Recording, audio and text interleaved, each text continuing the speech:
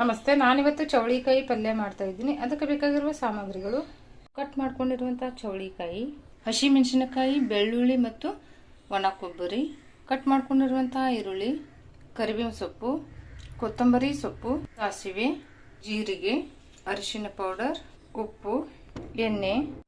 ಮೊದಲಿಗೆ ನಾವು ಇದನ್ನು ಉಪ್ಪು ಹಾಕಿ ಎಲ್ಲಾನು ಪೇಸ್ಟ್ ಮಾಡ್ಕೊಂಡ್ಬಿಡೋಣ. ನೋಡಿ, ಈ ಥರ ನೀವು ಪೇಸ್ಟ್ ಮಾಡ್ಕೋಬೇಕಾಗತ್ತೆ. ಮೊದಲಿಗೆ ಚವಳಿಕಾಯಿನ ಫ್ರೈ ಮಾಡ್ಕೊಂಡ್ಬಿಡೋಣ. ಸ್ವಲ್ಪ ಎಣ್ಣೆ ಹಾಕೊಂಡ್ಬಿಡ್ತೀನಿ. ಎಣ್ಣೆ ಹಾಕೊಂಡು ಚವಳಿಕಾಯಿನ ಹಾಕೊಂಡ್ಬಿಡ್ತೀನಿ. ಫ್ರೈ ಮಾಡ್ಕೊಂಡ್ಬಿಡಿ. ಇದು ತುಂಬಾ ಸಿಂಪಲ್ ರೆಸಿಪಿ. ಇದರಲ್ಲಿ ಜಾಸ್ತಿ ಏನು ಮಸಾಲೆ ಇರಲ್ಲ, ಏನೂ ಇರಲ್ಲ.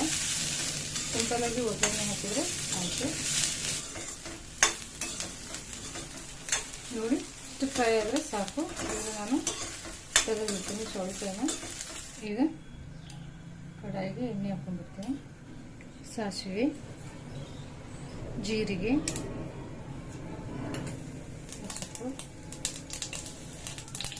ಈರುಳ್ಳಿ ಚೆನ್ನಾಗಿ ಫ್ರೈ ಮಾಡ್ತೀವಿ. ಈಗ ಗ್ರೀನ್ ಚಿಲ್ಲಿ ಪೇಸ್ಟನ್ನು ಹಾಕೊಂಡಿದ್ದೀನಿ. ಇದನ್ನ ಎಣ್ಣೆಯಲ್ಲಿ ಚೆನ್ನಾಗಿ ಫ್ರೈ ಮಾಡ್ತೀವಿ.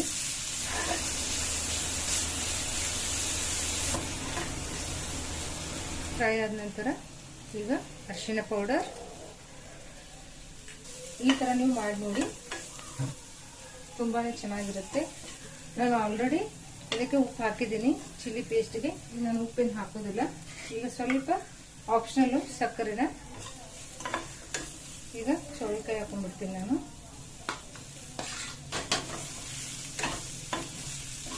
ಮಿಕ್ಸ್ ಮಾಡ್ಕೊಂಡ್ಬಿಡಿ ಚೆನ್ನಾಗಿ.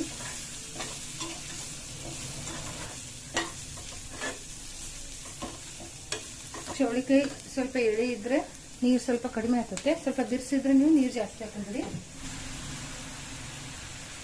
ಸ್ವಲ್ಪ ನೀರು ಹಾಕೊಂಡ್ಬಿಡ್ತೀನಿ. ತುಂಬ ಜಾಸ್ತಿ ಏನು ಹಾಕೋದಿಲ್ಲ. ಲಿಡ್ ಕ್ಲೋಸ್ ಮಾಡ್ಕೊಂಡ್ಬಿಡಿ. ನೋಡಿ, ಈಗ ಚೆನ್ನಾಗಿ ಕುದ್ದಿದೆ. ಇದು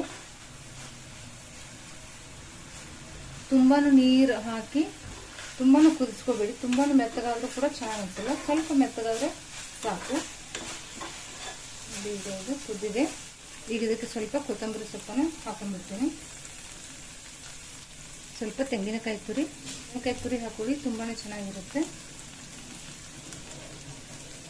ಮಿಕ್ಸ್ ಮಾಡ್ಕೊಳ್ಳಿ.